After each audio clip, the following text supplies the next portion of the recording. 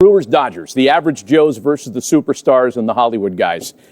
Give us some key takeaway points as this one gets going tomorrow, game one, Derek. Yeah, Milwaukee got over their playoff series hump, right? They haven't won a series since 2018. I think they are outside of the Dodgers. I think the Dodgers are the best team and the best stars in baseball, let alone in the National League. But Milwaukee, I think, has the best chance of any other team in defeating the Dodgers. They're 6-0 against them in the regular season. And for the Dodgers and the Dodger fans, they're like, who cares? It's not the postseason. But it means a lot to the Milwaukee Brewers in their mental state to know that they can defeat the Los Angeles Dodgers. And you're talking about 6-0, right? I mean, that's incredible. I agree with that, Cap. The other part is this is basically the best record, Brewers with 97, against the best team. And this team, the Dodgers, they're healthy for the first time all year. But why I like the Brewers is if you've been in that stadium, and Maddie, you spent a lot of time in that stadium, in that building, it's one of the loudest, most exciting college football atmosphere that you're going to find. And they have a college-type coach in Pat Murphy that's done a brilliant job with that team. Very hard to beat at home. 6-0 in the regular season, but guess what? During the playoff, the Dodgers are the Dodgers. They need to come and execute differently during the playoffs so they can beat the Dodgers. Otherwise, it's going to be another blue sky year. The Davey versus Goliath narrative has already been written for the Dodgers and Brewers. It should be good. To be with my guys, Steve Phillips and Jake Peavy, and we talked about it on the show last night. That was a much bigger series win for the Brewers because we touched on it a little bit. They don't win, to me, their season's a failure, and now here they are moving on.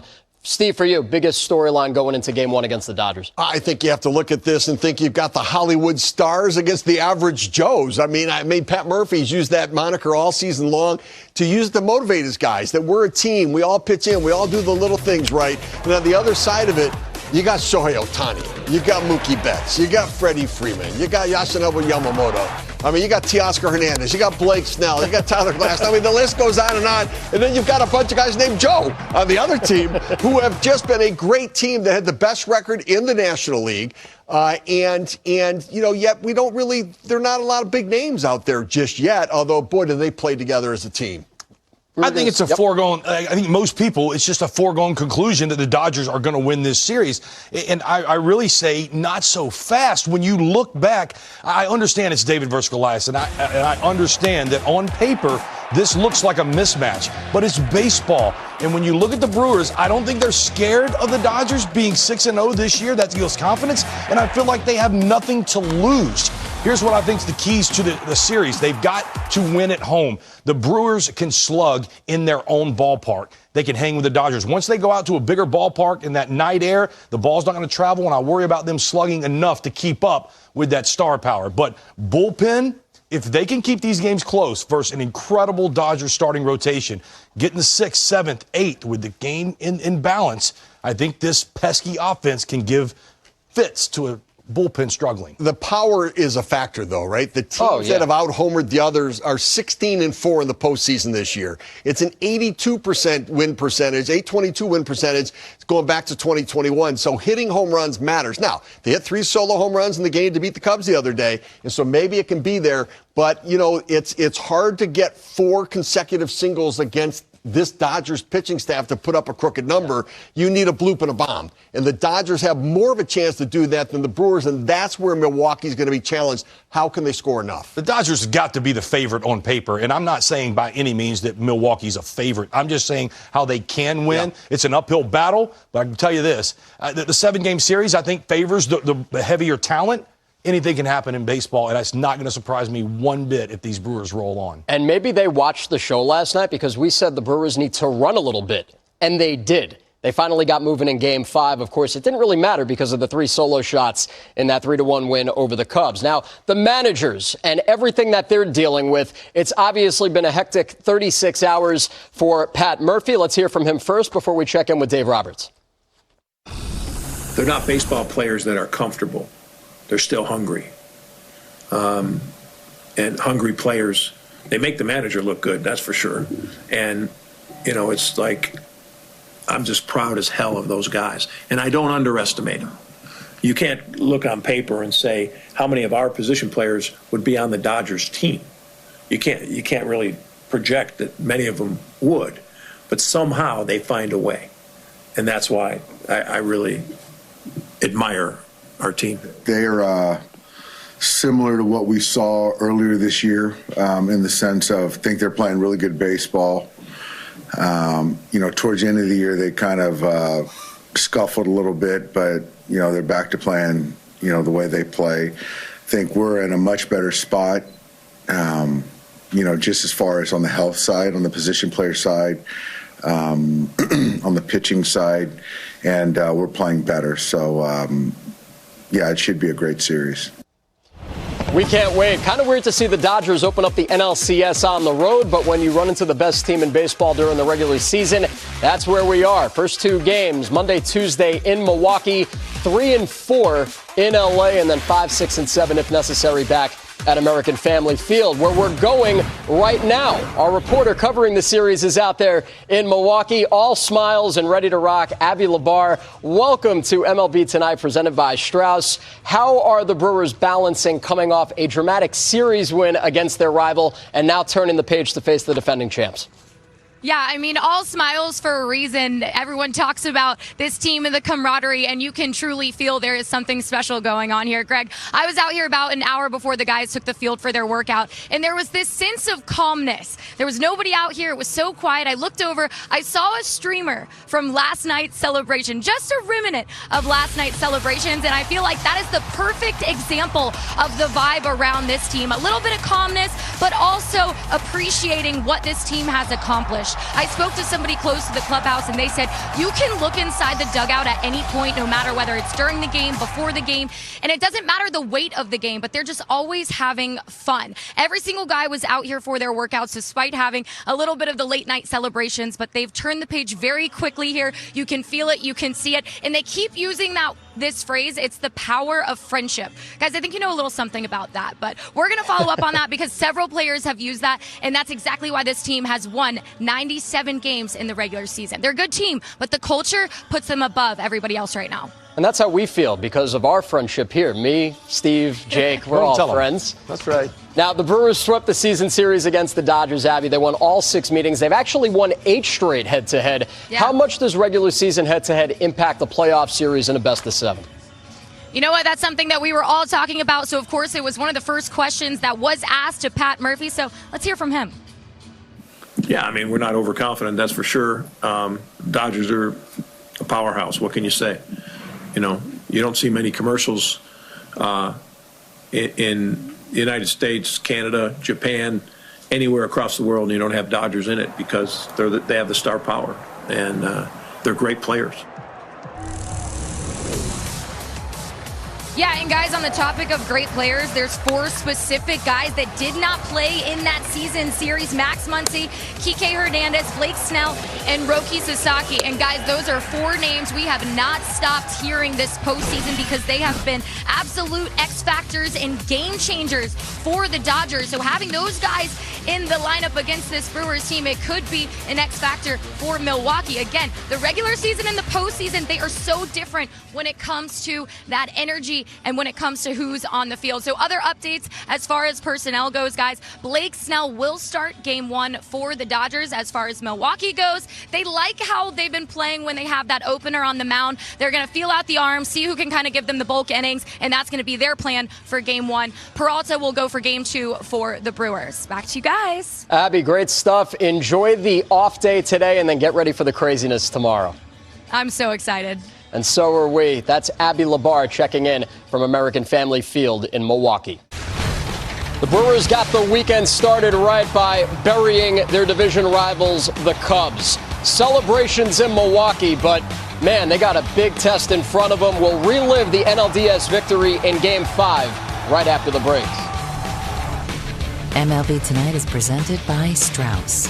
Last night's 3-1 win over the Cubs ended the Brewers' run of losing 5 consecutive playoff series clinchers since Game 7 of the 2018 NLCS against their next opponent, the Dodgers. Just their 4th playoff series win for Milwaukee in 57 years. And boy, it was a long time coming for this group. Naturally, last night when we did the show, you and CY picked the Brewers to win Of course I picked the Cubs. It had to end that way. I like this Brewer team, and I believe they got a real puncher's chance versus this Dodger team. I know 6-0 in the regular season, and people say the Dodgers are certainly a different team in the regular season than they are in the postseason. I can agree with that. But with Mizorowski coming on, with the slug that we've seen them provide, and we know they're like what we heard, those woodpeckers that just keep pecking away until they get what they want. The Euchre magic is real, Steve. I mean, listen, they have a great home field advantage, right? That crowd behind them, they won all 3 of the home games there. They've got the 3rd best home record in all of baseball. And what's interesting, they're not a team that's built to hit home runs, yet they hit home runs in this series, right? 7 home runs in the 5 games. But the bullpen was the bread and butter. 4 earned runs and 30 innings pitched out of that bullpen, a 1.20 ERA. And that's how you win. You hold the lead, or if you fall behind, you hold the deficit to let your offense come back and try to get it done. Their bullpen did both. And what impressed me last night, Jacob Mizorowski. Just incredible. Picked up his 2nd win in long relief. 4 innings, 1 run, 3 strikeouts. Never gave the Cubs a chance in this game. They also stole some bases. Durbin and Frelick both stole bases last night. We saw some Brewer baseball. We saw the slug. So I think they're going to have to go about it that way if they do pose a threat to the Dodgers, be that aggressive team that they always have been. Yeah, Mizorowski is just, it's hard to know how to use him. Like, I wasn't sure they were going to be able to use him because, remember, after he was injured and came back, his numbers weren't very good.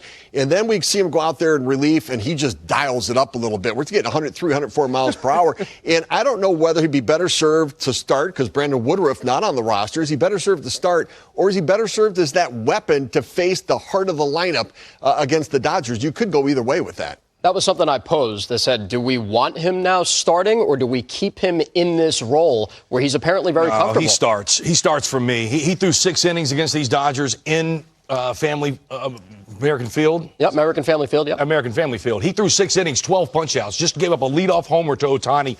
When you are throwing the ball the way he's throwing it, and you're talking about a 7-game set, I'm running him out there either game 3 or game 4 as my starter, asking him to give me 6+, which I think he can do. So far, nobody beats The Miz. Our Abby Labar is in Milwaukee covering the NLCS, and she caught up with Brewers pitcher Aaron Ashby. All right, Aaron, celebrations last night. How late did those go? Later than I wanted them to go. I think my wife and I got back to our house at like 1:30 maybe. So not too bad. No. Not too bad, but it was we enjoyed it.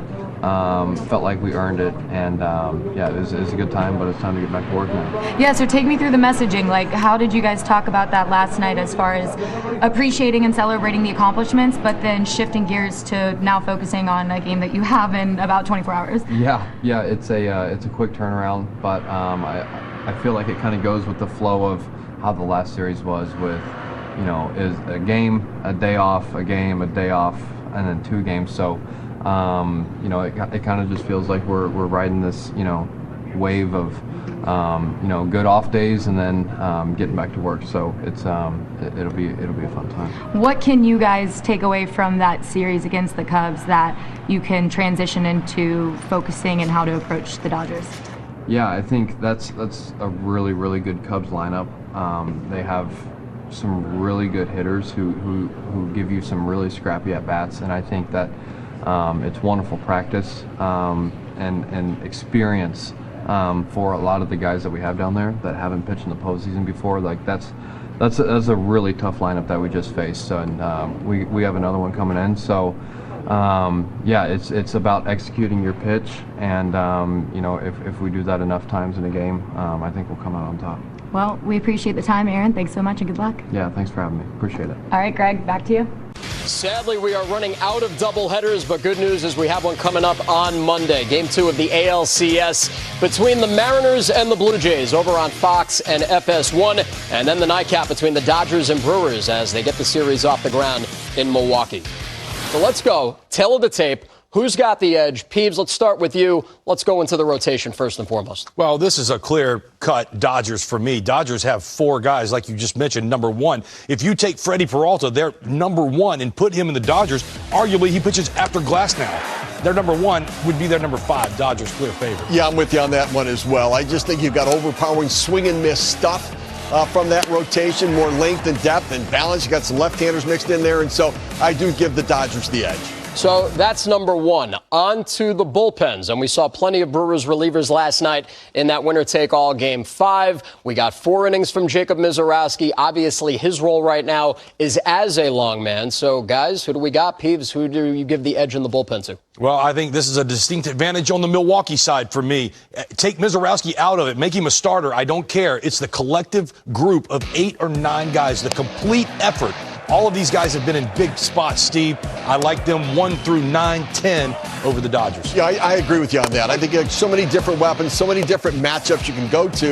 And I think some questions for Dave Roberts in his bullpen where he used his starters in the bullpen in the short series, but in the longer 7-game series, you really can't do that. Glasnow's got to be a starter in this series.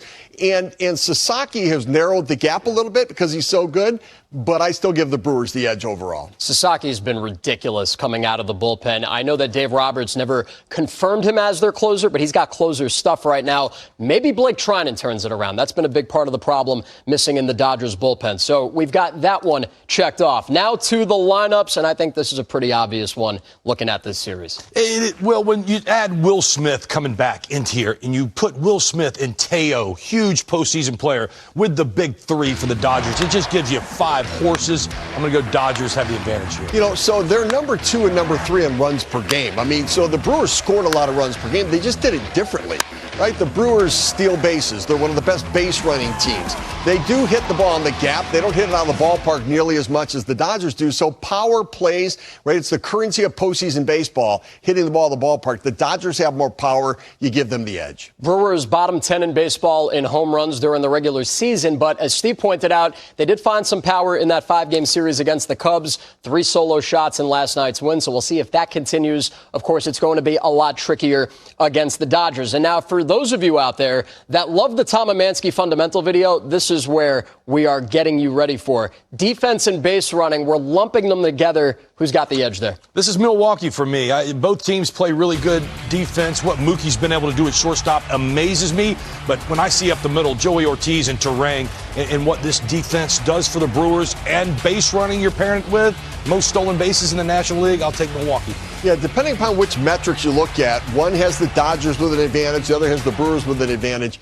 I think when it comes to outfield defense, though, Teoscar Hernandez has had some struggles. I think the defense in the outfield for the Brewers is better. They got good arms with all of their outfielders there, and they're one of the best base running teams all around. I'm giving the Brewers the edge as well. So that's 4 out of 5. And back in the day, old school boxing fans remember that championship fights went 15 rounds. So we've gone 14, 3 minutes left. Finally, the manager. And this one, I happen to agree with you both. This was a draw. When you talk about both of these guys, let's start with Pat Murphy. Go watch the Bob Costas interview. Bob asked him, what's the secret sauce? And he goes, you know what? We look at the data. We'd be foolish not to. But it's about the people. We are about the who. Pat Murphy, we don't have a better leader in the game. Dave Roberts is nothing but a winner. Both of these guys, interim managers in San Diego that got away, both with their wishing that didn't happen. Dave Roberts has done nothing but win since being in L.A. We talk about the front office of L.A. and how wonderful they are in getting the analytics to the players. Well, who's that mouthpiece? Who's that leader in the glue? It's Dave Roberts, couple-time World Series champion. This is an absolute draw, 2 of the best we've got. Yeah, people think that managing stars is easy. Well, I mean, they're just throwing the bats and balls out there, let them go play. It's not. Like, you've got to, and with all the health issues they had this year, the uncertainty of who's available, who's not available, who can I go to, who's in the bullpen, Dave Roberts has done an exceptional job. And I believe that managers take on teams take on the personality of their manager. I look at the Milwaukee Brewers and I see Pat Murphy's personality, right? The grit, the toughness, the tenacity, the never letting up, never letting go, doing all the little things right. That's who he is, and that's who his team is, and that is a message that has gone through to the players and been accepted and taken in. Stop the fight. That's going to do it for Steve, Jake, and myself. Keep it here on MLB Network, where our coverage of the postseason rolls on.